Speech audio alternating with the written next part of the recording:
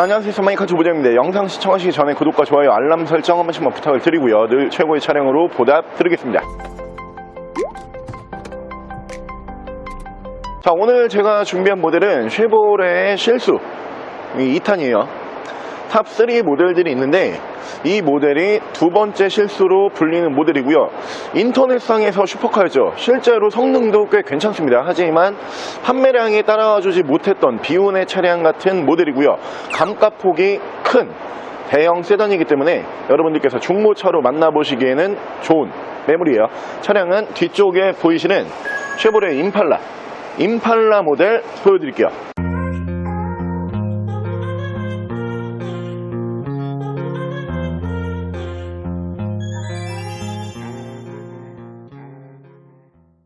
자, 차량 프로필 간단하게 말씀을 드리면 이 차량은 2015년에 생산을 한 2016년형 모델이고요. 차량의 사고 유무는 운행상 지장을 주지 않는 양쪽 앞 휀더만 한 번씩 교환이 들어가 있는 차량이고요. 차량의 정확한 등급은 쉐보레 임팔라 2.5 LTZ 등급의 차량입니다. 자, 차량 설명에 앞서서 저희가 오늘 촬영 장소가 조금 협소해요. 지금 앞쪽으로는 공간이 있는데 나가서 촬영할 만한 장소가 지금 현재 부족해가지고 조금 협소하게 보여드리고 있다는 점을 미리 양해를 좀 부탁을 드리고요.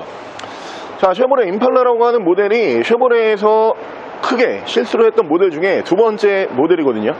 이 모델도 이제 준대형 세단, 대형 세단 중에서는 여러분들께서 만나보시기에 꽤 편안한 금액으로 중고차 가격이 형성이 되는 모델이에요. 근데 오늘 저희가 이 모델을 1000만원 이하에서 준비를 했고요. 현재 평균 매물 가격은 1000만원 중반에서 계속 왔다 갔다 하는 모델입니다. 이 모델 같은 경우에도 쉐보레 브랜드, 쉐보레 로고를 그대로 달고 있지만 차량 자체가 미국 GM에서 그대로 개발을 한 다음에 수입차처럼 그대로 국내로 들여왔던 모델이에요. 국내에서 개발을 한 모델이 아니고 미국 본사에서 개발을 해놓은 모델이기 때문에 크게 뭐 우리가 굳이 따져서 보자라고 하면은 수입차에 더 가까운 차량이다, 이렇게 보시면 되고요. 쉐보레 모델들이 어떻게 보면은 전부 다 수입차는 맞거든요. 국내에 법인을 두고 있지만 대부분 차량 개발이라든가 생산을 미국 현지에서 하고 있기 때문에 크게 보면은 수입차에 속하기도 하는데, 근데 운행하시기에는 굉장히 좋아요. 왜냐하면은 국내 서비스망이 굉장히 잘 되어 있죠. 국내로 들어오게 되면 이 모델들이 국산차로 분류가 되기 때문에 수입차, 크게 보면은 수입차지만 국내에서는 마치 국산차처럼 경정비가 편리한 모델들로 보시면 되고요. 이 모델이 한때 인터넷 슈퍼카였죠. 내가 임팔라만 나오면은 그랜저 따위는 사지 않겠다, 이런 분들이 정말 많았거든요. 그리고 차도 실제로 잘 나왔어요. 이 정도면은 잘 뽑아준 거예요. 실내 공간도 좋고요. 옵션도 많이 들어갔던 모델이고, 거기에다가 차량 디자인도 꽤 괜찮게 뽑았던 모델인데 아쉽게 판매량이 인터넷 슈퍼카에 미치지는 못했던 모델이에요. 그렇기 때문에 이 모델 같은 경우에도 신차 판매 가격 같은 경우는 어떻게 보면은 등급을 조금 높이게 되면은 그랜저 HG보다 신차 판매 가격이 비싸요.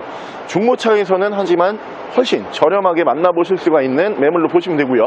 차량 오늘 여러분들께서 만나보실 수 있는 가격은 950만원에 쉐보레의 두 번째 실수 임팔라 지금부터 보여드릴게요. 자, 그럼 제가 이 차량 외관 가실래 조금 더 자세히 설명을 드려볼게요. 자, 일단 외관 디자인을 보여드리면은 이 모델이 이제 2.5 등급에서는 풀옵션이에요. 2.5 LTZ 등급이기 때문에 여기에서 더 위에 상위 트림은 없다. 이 모델이 이제 트림에서 가장 끝에 있는 가장 높은 등급의 차량으로 보시면 되는데 외관 디자인이 참 괜찮죠. 직선 위주로 참 디자인을 잘 뽑았고요. 어떻게 보면은 준대형 세단이지만 디자인 자체만 놓고 보면은 머슬카스러운 약간 그런 부분도 보여지는 차량이고, 저는 이 임팔라의 디자인 굉장히 좀 좋아하는데 차를 실제로 직접 마주하시면은 여러분들께서 생각을 하셨던 것보다 차량 폭이라든가 길이가 더 크기 때문에 사이즈에 대해서 한번 놀라실 수가 있고요. 자, 일단 양쪽으로 순정 제논 램프가 올라가는 모델인데 이 모델이 블랙 베젤이 순정으로 기본 채택을 해주는 모델이에요.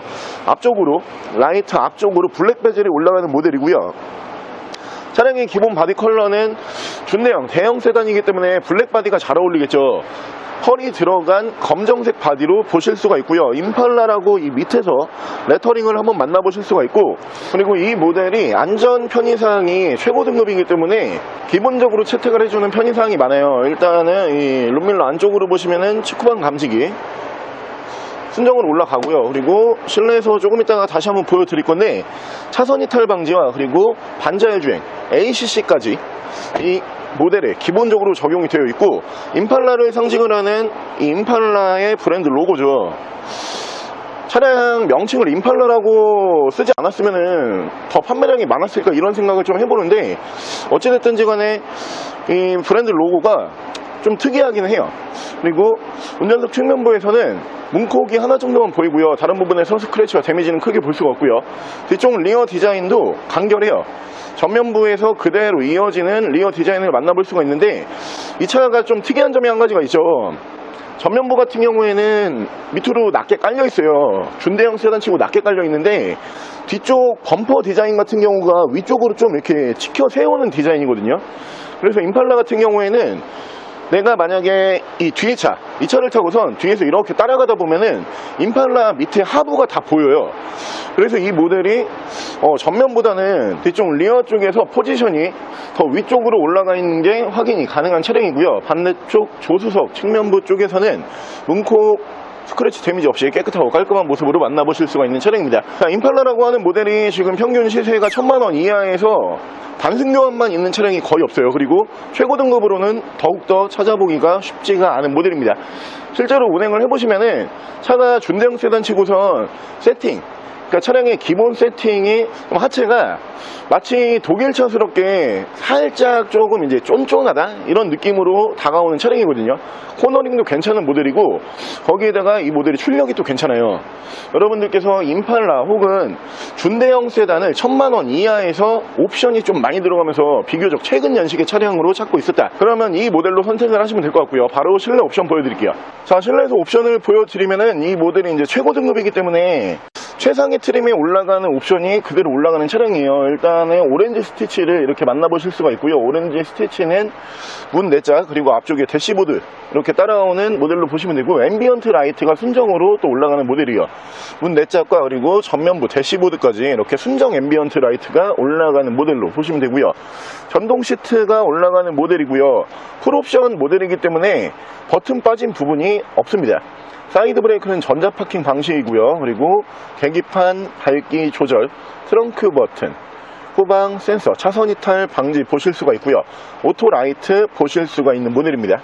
자, 위쪽에서 ECM 하이패스 룩밀러 순정으로 보실 수가 있고요. 앞뒤로 투천한 블랙박스 보실 수가 있고요. 순정 내비게이션을 포함을 한 미디어 창 만나보실 수가 있는데, 이 차량도 이렇게 시크릿 포켓이 들어가는 모델이요. 안쪽으로 이렇게 비밀 수납 공간이 올라가는 차량으로 보시면 되고요.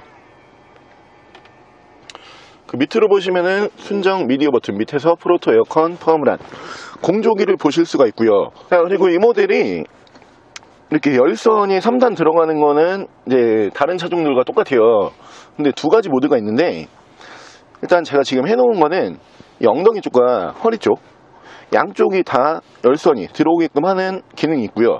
반대쪽 버튼 같은 경우에는 엉덩이 쪽은 안 들어오고 허리 쪽에만 열선이 들어오는 두 가지의 열선 기능이 있고요. 차량 자세 제어 장치, 엔진 스타트 버튼 보실 수가 있고요. 핸들 양쪽에서는 이쪽에서 크루즈 컨트롤 제어를 하실 수가 있는데, 반자율 주행이 가능한 차량입니다. 차간 간격을 자동으로 맞춰주는 ACC 기능 포함을 하고 있고요. 이쪽에서는 미디어와 핸즈프리 제어를 하실 수가 있습니다. 자, 차량의 정확한 주행 거리가 173,425km, 17만 km대에서 주행거리가 유지가 되고 있는 모델이에요. 일단 임팔라 같은 경우가 저는 그렇게 생각을 하는데, 임팔라도 사실 차가 안 좋아서 망했다고는 저는 생각을 안 하거든요. 근데 이 부분은 제가 그 현대에 대표적으로 또 망한 차가 한 대 있잖아요. 아슬란 같은 경우도 차가 안 좋아서 망했다고는 저는 생각을 하지 않아요. 두 대 다 망하긴 망했는데 차는 진짜 괜찮거든요. 차는 좋아요. 그럼 이 차들이 도대체 왜 이렇게 판매량이 저조했냐, 제가 생각을 해봤을 때는 신차 가격 정책이 두 대 다 너무 잘못됐어요. 일단은 아슬란도 마찬가지고, 오늘은 임팔라를 준비해서 임팔라를 보여드리고 있기 때문에 이 임팔라를 기준으로 설명을 드리면은 그랜저보다 비쌌어요. 차가 아무리 이 모델이 어떻게 보면 수입차라고는 하지만 국내에서 임팔라를 수입차로 보는 사람은 거의 없죠.